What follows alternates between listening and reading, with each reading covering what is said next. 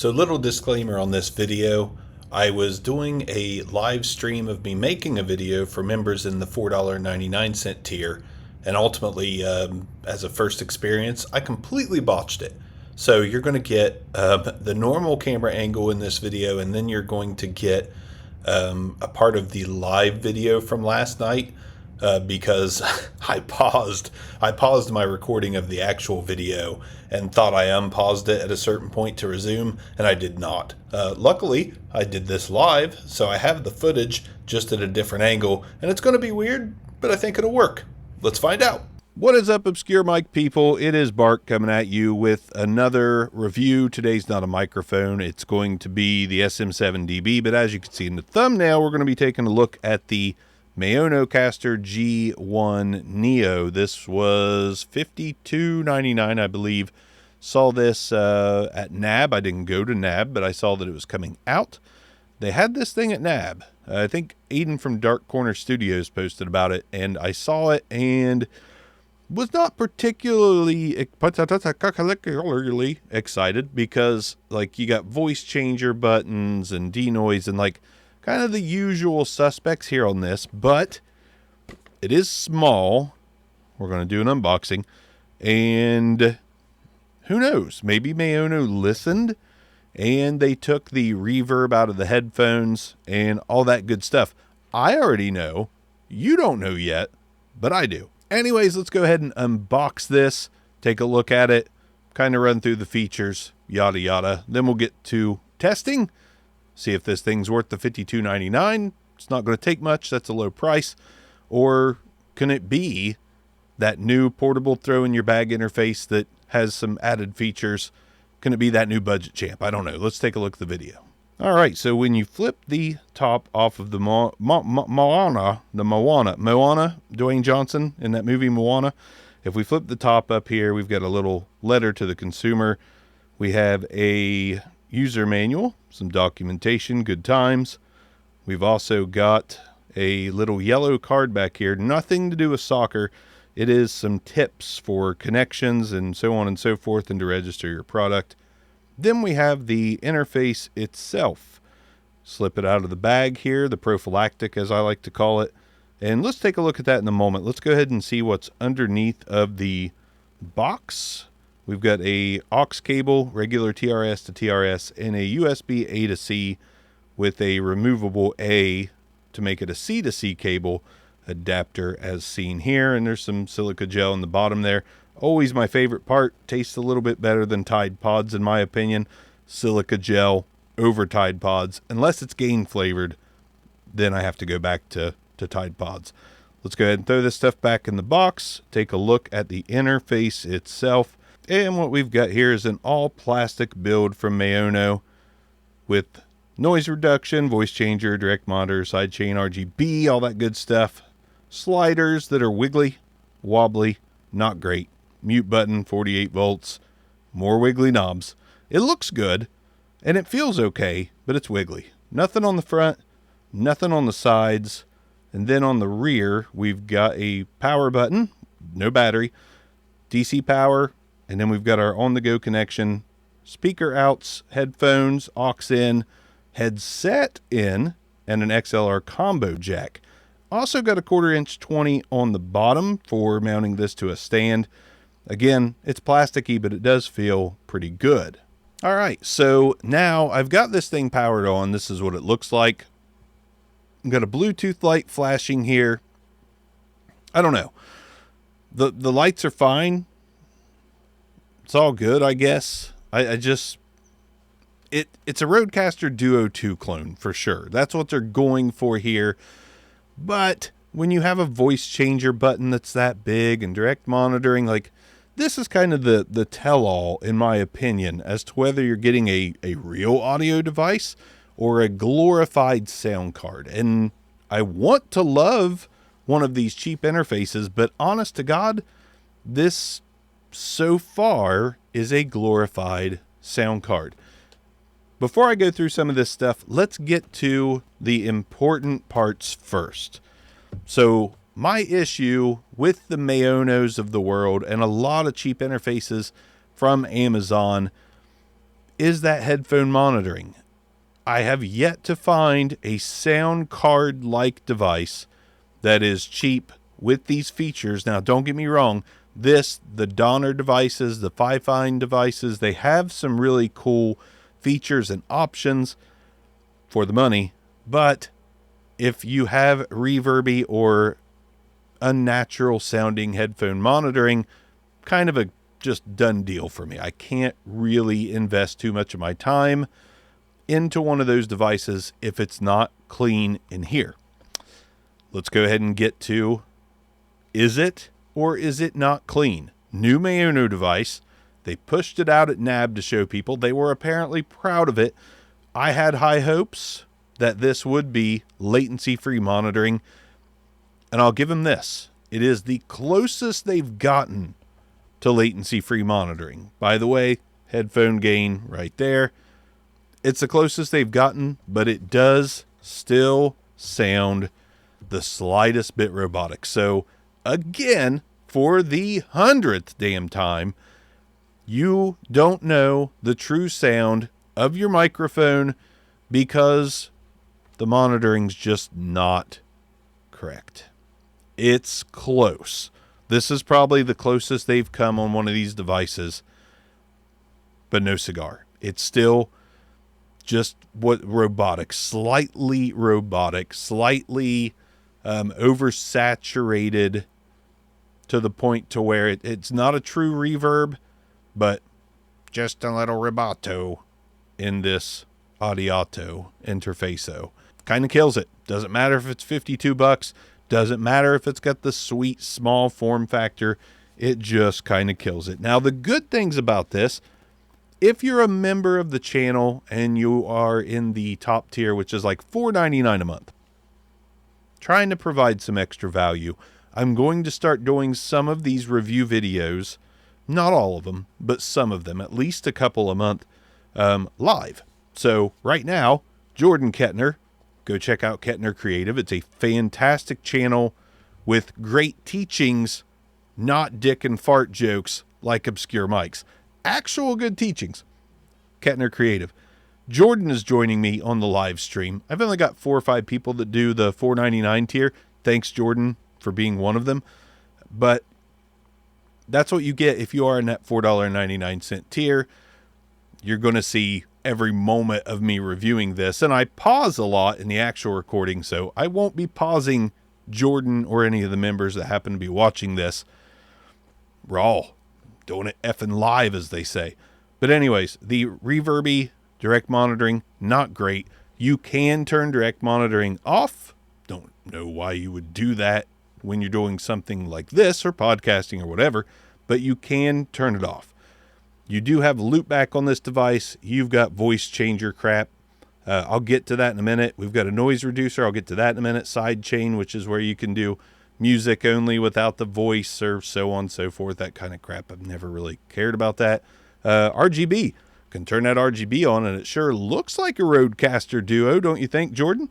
An attractive package for $52.99. That's what she said. If it works well. And so far, everything works okay. But again, the monitoring is going to kill it. Let's go ahead. First thing I want to do, I'm using the SM7DB, but I am using it with the preamp on and 48 volts phantom power on. I have got an air conditioner on in the building. You're going to hear that. Jordan heard that. You're probably going to hear that. So ignore that. So far, no preamp noise or anything like that. But again, I've got phantom power on using the preamp. Let's go ahead and turn the preamp off. Turn phantom power off. See what this sounds like. How much gain I need to give it. Yada yada. And we'll move forward. All right. So now I have turned the internal preamp on the SM7DB off. My gain is all the way up on this dial, and the slider, which I have to find, is about 90% of the way up. So ignoring the AC, I believe there's not really any massive preamp noise. I think it's just the AC. Any of you folks want to confirm? Does it sound like there's any preamp noise, or is it just AC noise?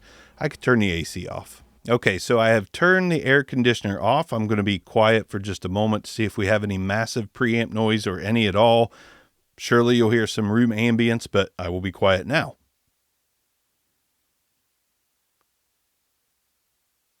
Not getting anything on my readout on OBS. Since I've got some folks live folks, do you hear anything preamp wise? Okay, so Jordan said a tiny bit. He hears a tiny bit of noise. Now, here's another thing.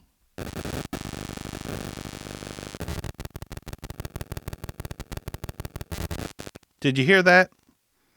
Tell me, can you hear that? Tell me. Singing test for you. This thing where it is plastic. Oh, look, I just discovered that the RGB goes all the way around the front of the device. Ooh, baby. Now it's worth $52. Anyways, the cell phone signal, static, this thing picks it up like crazy. If your phone is anywhere near it, it's going to pick it up. So 2 massive strikes against it already. Preamp, not too bad. Let me dial down a little bit.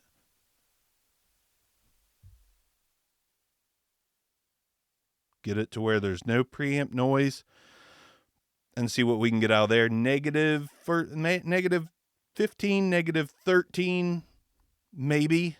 More like negative 18-ish. Without preamp noise, without much. But just not quite loud enough for me. So we're going to go ahead and turn it all the way back up and then slide that slider down just a little bit. Let's go ahead and go through some of the functions. I've got a reverb switch here. Again, we've got 2 major strikes against it. Cell phone interference and artificial sounding monitoring and headphones. I know of one other because I heard it while I was waiting on the live to be available. The mute button has a weird fade to it. I'm going to hit it while I'm talking, and I'm not going to shut up, and I'm going to mute it. I mute it. And it fades in and out, at least in my headphones. The mute button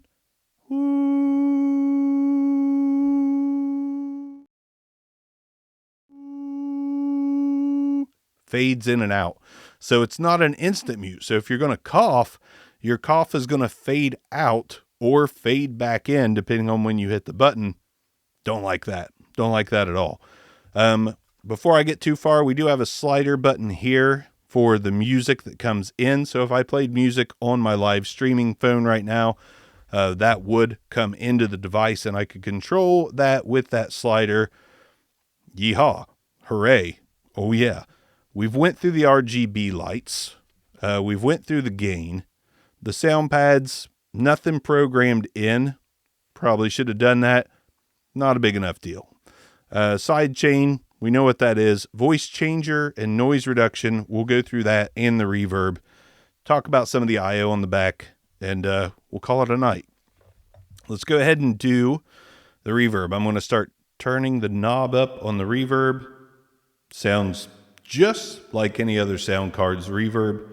Going up more, I'm about halfway. 75%, 100%. That is some heavy ass reverb. And reverb that it's almost like a hall reverb. Don't really like it. Don't like it at all. Let's go through the noise reduction. I'm going to turn the AC back on for this. All right, air conditioner's back on. I'm going to hit the noise reduction button once. And it says noise cancellation low. Noise cancellation is on. And doesn't seem like the lock and release is too bad. Seems okay. Not a real big in and out. Yeah, so I think the noise reducer is doing a pretty good job there. This is level 1. I believe there's another level to it. Let's hit the button again. Noise cancellation high, she says. Definitely kills the air conditioner. What about that release and that lock? Still not bad. Even on high, not too bad. Okay, so the noise reducer works pretty well. Noise cancellation off, she says. Noise cancellation is now off. Now, we're going to do the voice changer. We know what this shit is. We know. Here we go. Female. Female. Takes a second to kick in as well, but this is female voice. Female voice. God, these are all the same every mother time.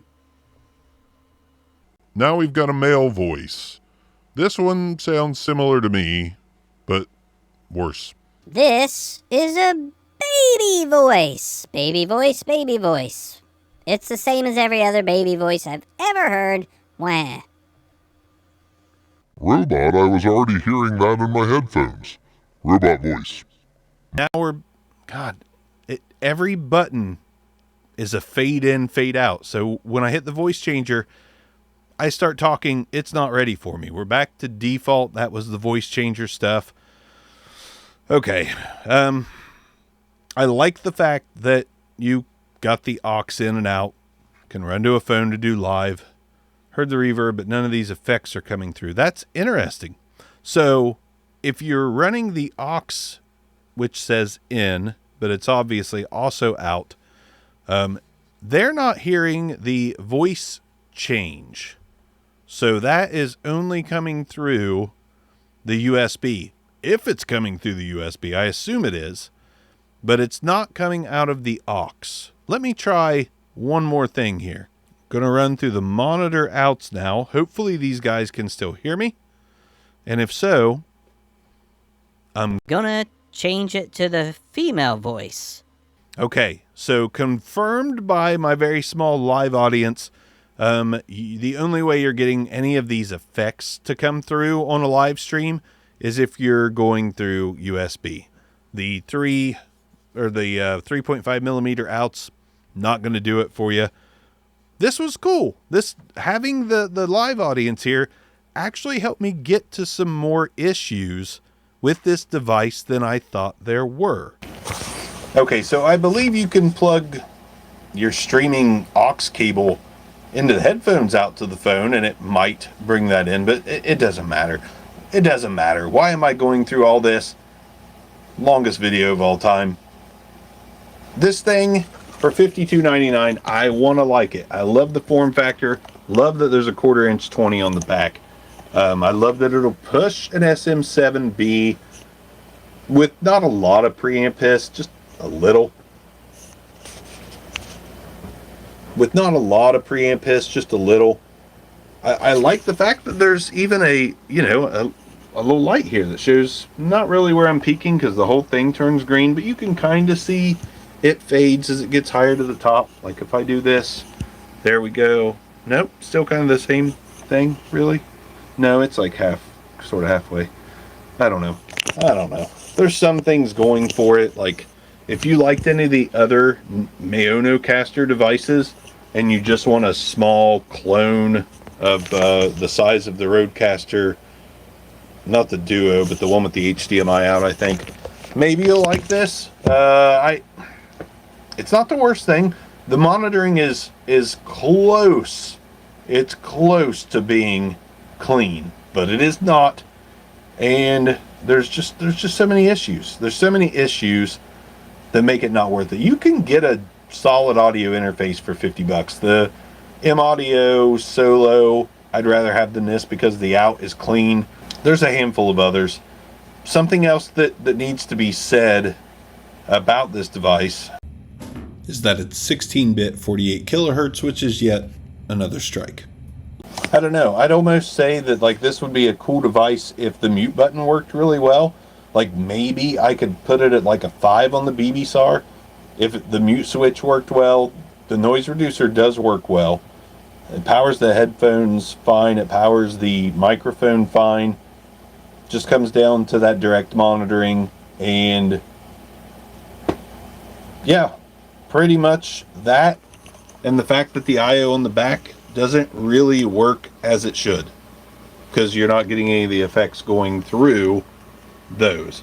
I find it kind of odd. Like I get that they want you to be able to power it and then run it to a phone, but it would have been a lot better if one of these was a bus powered, because it is bus powered, but you could also power it and then do a phone. Like, why not just have bus powered and then a second on the go USB-C out? I get it, $52, sure, whatever, but I think they kind of missed the boat there. I think this is just another missed opportunity from Maono. It's got the same good qualities as some of the other Maonocaster lineup, but it's got most of the same bad qualities. So, with that being said, on the BB SAR, the Maonocaster, what the hell is it called? Geo Neo G1 Neo. They got to come up with some different naming. The G1 Neo on the BB SAR is going to get a score of, I'm going to go with a 4. Possibly worth buying for cheap or used. There's just so many of these freaking devices on the market. It's oversaturated. Now you've got, like, on the flip side, the Lewitt Connect 2 is out. Kick-ass form factor, but it doesn't bring anything really new to the table. That market is oversaturated. This market is oversaturated. Sound cards trying to be passed off as audio interfaces. There's too many. There's just too many of all these devices, and it's really hard to recommend one of these when you can get a Focusrite Vocaster. Yes, I know about the -3 dB thing that's going on with that. I never record at -3 dB, so that's never going to be an issue with me. If you don't know what I'm talking about, it's all over the Discord at Bandrew's Discord and mine.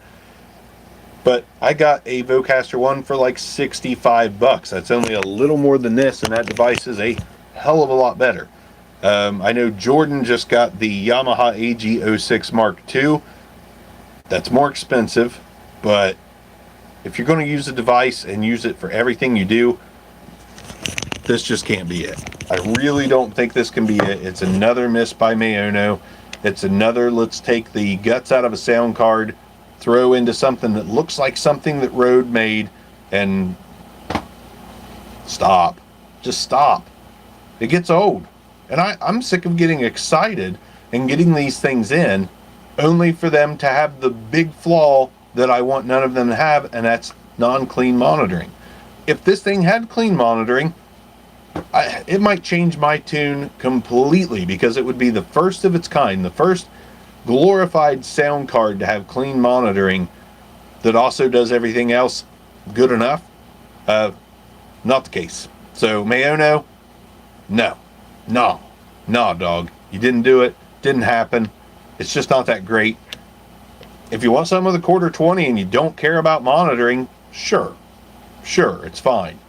But for what I do, and for what a lot of other people do, and for what microphone nuts like myself who love to hear the actual sound of the microphone, this is not going to cut it, and that's unfortunate. Yet another fail, in my opinion.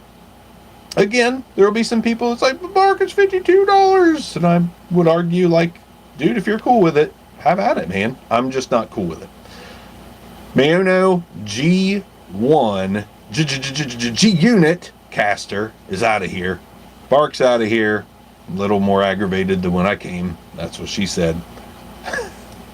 Peace out.